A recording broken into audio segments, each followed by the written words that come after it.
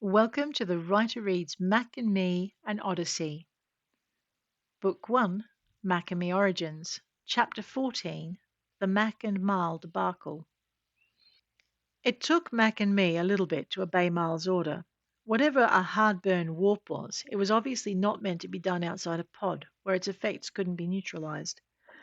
Sitting up was hard. Standing up was harder. For a long minute, I didn't know if my legs were up to the challenge. "I hate you," I said, watching as Mac struggled slowly to his feet. He managed the briefest quirk of his lips.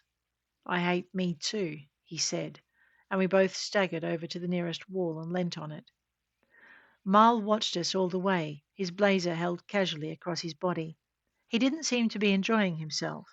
His gaze was assessing, his expression full of calculation. "You find yourself another stray?" he asked, his gaze flicking briefly to me. Mac looked at me. "This one," he said, his lip curling in distaste. "She's not one of mine. She's an Odyssey trainee." Marl's gun came up, and Mac pushed off the wall to stand in front of me. "Odyssey won't be happy if you shoot her." Marl raised his head and looked over the blazer. "You mean she's worth more money than they state in the files?" "Yeah." Marl lowered the blazer, and Mac slid back over to the wall and slumped against it. "Sure she is," Marl said, and fired.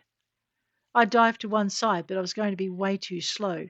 It was Mac's shove that got me out of the firing line, just not quick enough. The bolt burned its way into my shoulder and smashed Mac's hand into the wall. And that was when I realized Marl hadn't ever been going to kill any of us. He was using an energized projectile burst, sure, but he was using it on low power.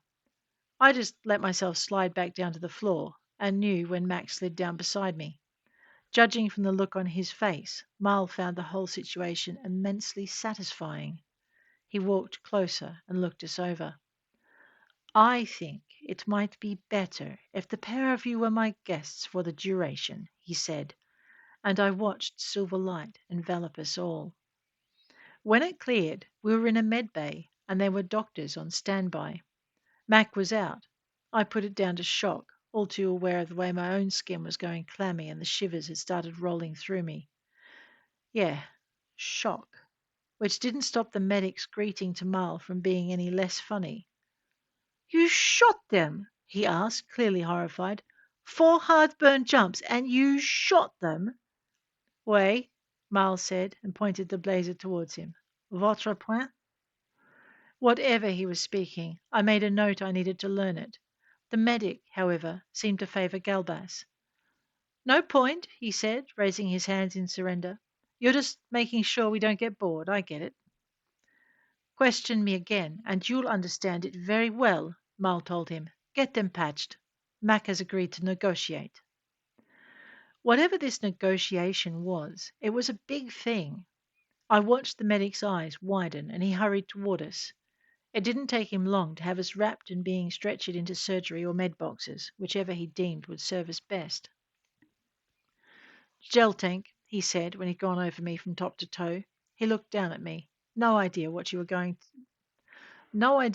doing to get in this shape, but that takes more than a hard burn warp and a blazer hit. You need to sleep and heal." I didn't even have to think about that one. Sleep sounded great. Healing even better. But the sight of the hypoderm in his hand had been trying to scramble out of the box in the opposite direction. Unlike Doc, though, he wasn't on his own, and I was grabbed and stuffed back inside before I'd gotten off the table.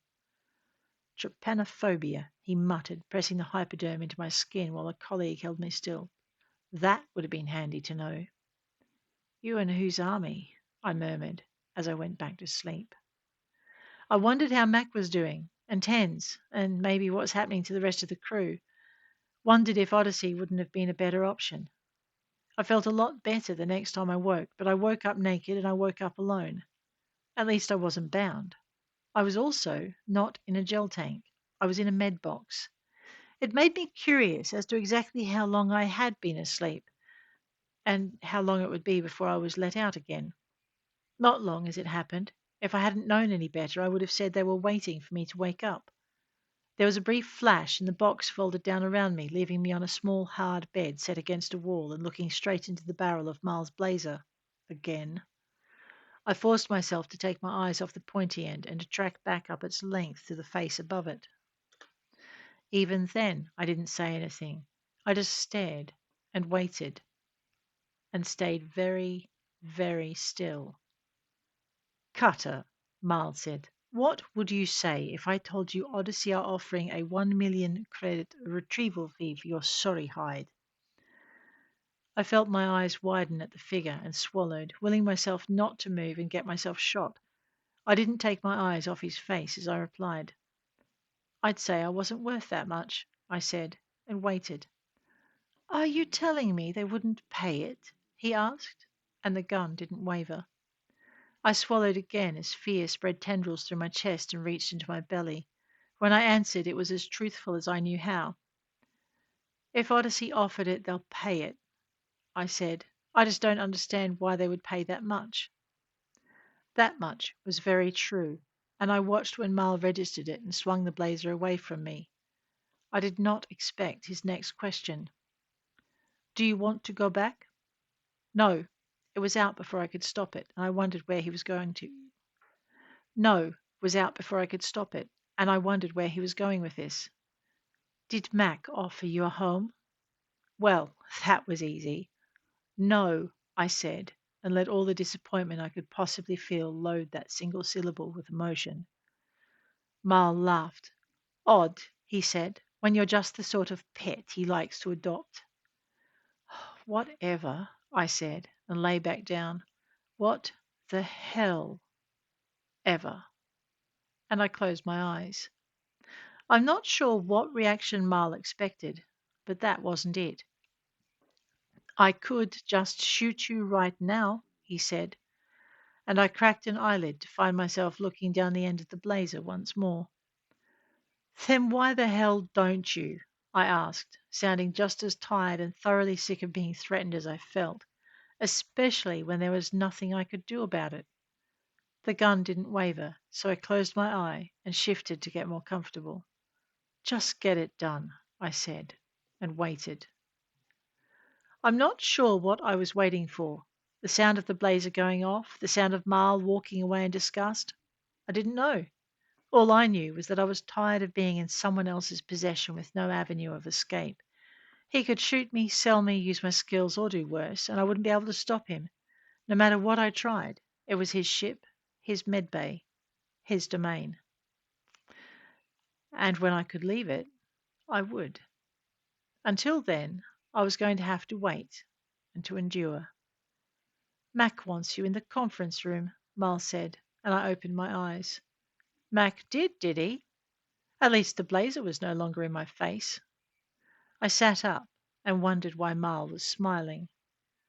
Even knowing you're not part of his crew, you run when he calls, he said, and I glared at him. Don't your crew do the same? I sniped back. In hindsight, it might have been better not to rub in the fact his leadership skills were lacking. Back then, I didn't know that his crew most certainly did not go running when Mal called. I watched his hands tighten around the blazer and saw the nearby medic's face go pale. All I could do was ignore both and hope for the best. This way, Miles said, and turned away. I slid off the bed and stopped. Hey, I said, and he glanced back over his shoulder. The word naked caught in my throat, but I was loath to walk out into the corridors of a strange ship with nothing on. I tried again. I've got nothing to wear. He looked back, and then he glanced over at one of the medics. It was a signal the man must have been waiting for because he tossed me a sealed plastic package. Why he couldn't have done that without me asking, I didn't know, but I didn't complain. I had clothes, and I wasted no time in getting into them. Hurry up, Mal said when I stopped to pull socks onto my feet. You're holding up business discussions. Seeing I was almost dressed, he started moving toward the door again. I followed, all too aware of the armed men who fell in behind me as I left the medical center, and the anxious look on the medics' faces as they watched me go. That last did not bode well, but I stored it for reference later. and kept walking. I was tempted to activate my implant and see what I could glean from the systems of the ship around me when I realized it was already active. I almost stopped, but then Miles spoke in my head. So not good. Took you long enough, he said, and a spike of pain shot through my skull, dropping me to my knees. That was your only warning. I nodded and got back up onto my feet. Of course they'd hacked the implant. I sure hoped Mac had something to remedy this one because I was useless as long as Marl held the trigger. Marl didn't seem to need any other answer, but continued further down the corridor before opening a double set of doors on the right-hand side. I guess it wasn't surprising that Mac was cuffed to the table he was seated at. Cutter, he said, and that one word held an ocean of relief. Mac, I replied, just as Marl used the implant to tell me not to respond. I couldn't help it. I grinned at him. Good to see you, Matt. And I hit the floor as lightning lanced through my skull. What did you do? Max shouted, and again I replied, Hack the air. This time the pain was worse, but I started laughing once it stopped. Do it again, I challenged, and Marl stared at me. She's no good to you if you fry her brain, Max said, and he sounded tired. And she will push you to that point if she can. Shut up, Mac, I said, but I stayed down on the floor, drawing in ragged breaths as I tried to work out how to provoke Marl once more. Get up, he said, and I started to snicker. Yeah, that would do it. Make me, I said, but he didn't fall for it, just signaled to two of the guards. They hauled me into a seat and then stood one on either side to make sure I didn't slide out of it. Well, that was a bit of a bust. Mac looked at me and shook his head. Are you trying to get yourself killed? He asked, and I stared back at him, thinking through my answer very carefully. Mac, I finally said, if the option is working for this asshole or being dead, then maybe I am. And pain shot through my skull with such force that I came to, cradling my head on my arms and with two very strong hands gripping my shoulders. You feel better now? Mac asked at his most sarcastic. I giggled because it was better than any other sound I wanted to make, and he turned to Marl. Delight said she was trouble on a stick, he said, and I'm pretty sure he immediately regretted it. Really? Mark shot back. Really? Marl shot back. They tried impalement, did they, over at Odyssey? Because that option has appeal. Say what? It did? I raised my head and looked at Mac. Good one, asshole. And Marl laughed, his merriment echoing inside my head. What do you say, Cutter? Pointy or blunt? I felt my face go pale and looked across at Mac. What's the matter, smart ass? Marl taunted. Cat got your tongue? I opened my mouth to respond, and Mac kicked me in the shin. They'd obviously let him keep his boots. Either that or he'd been a lot luckier in the footwear department than I had, because that hurt. Ow! If we could get down to business, Mac said, because honestly, she's hard enough to keep alive as it is without adding you to the mix. The job, Marl said, and the end wall of the conference room dissolved into several screens, each one showing Mac's ship and the personnel aboard her. Granted, most of them were in their emergency pods and had been sent into stasis by Marl's people, but then there were cases like Tens and the doc, who were very much conscious and alive. I take it I now have enough of value for you? Max stared at the screens, and Marl tapped a button, bringing up one of the crew pods. How about now? He asked, tapping a sequence of commands that woke the sleeper out of stasis and then sent a trickle of liquid flowing into the pod.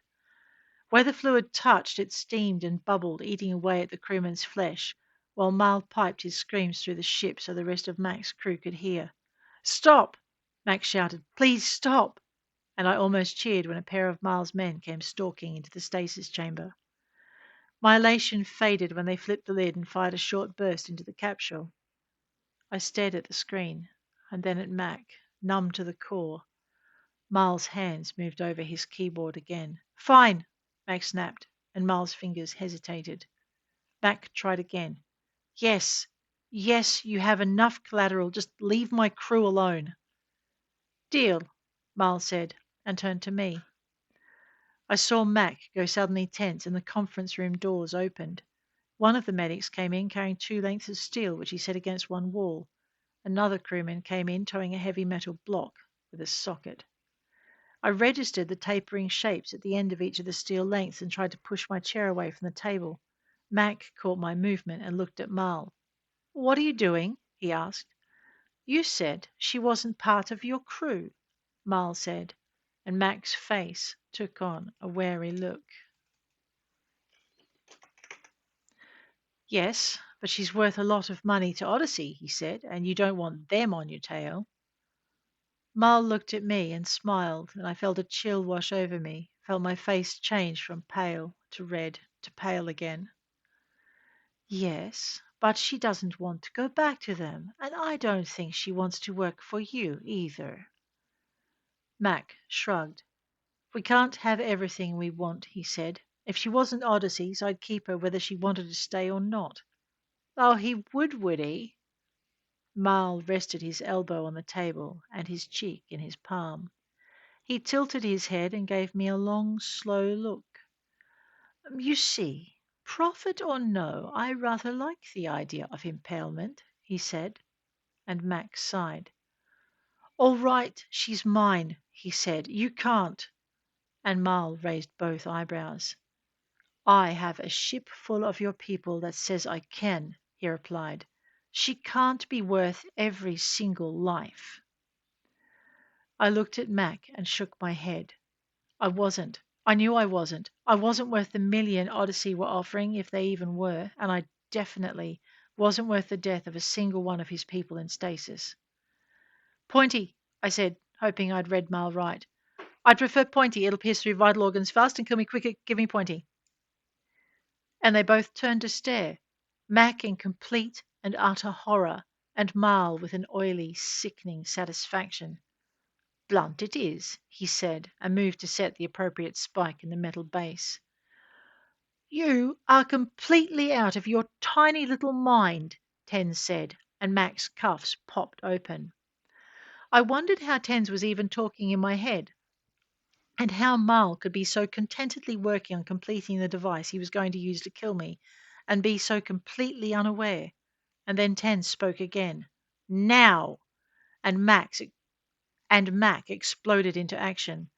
The 2 guards beside me turned toward him, raising their weapons, and I reached up and dragged both barrels down, managing to yank one out of a guard's hands. They'd had to let go of me to bring their weapons up, so I pushed my chair out between them, keeping a solid hold on one weapon while getting out of the chair and slamming an elbow into the rib of the guard I hadn't disarmed. He yelped as ribs cracked, and I stepped clear of him, his partner, and the chair, turning the weapon I'd retained a grip on and shooting the guard that had been holding it. I didn't stop turning, but shot each guard in the arc I took to turn back to the one I'd injured. He was recovering, but his main concern was in reaching Mac, who had a hold of Marl and was busy trying to take Marl's blazer.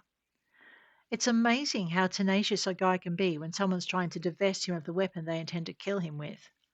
I shot the guard twice and took out the last one standing. There was no way I could get a clear shot at Marl, but I had another alternative that would work just as well.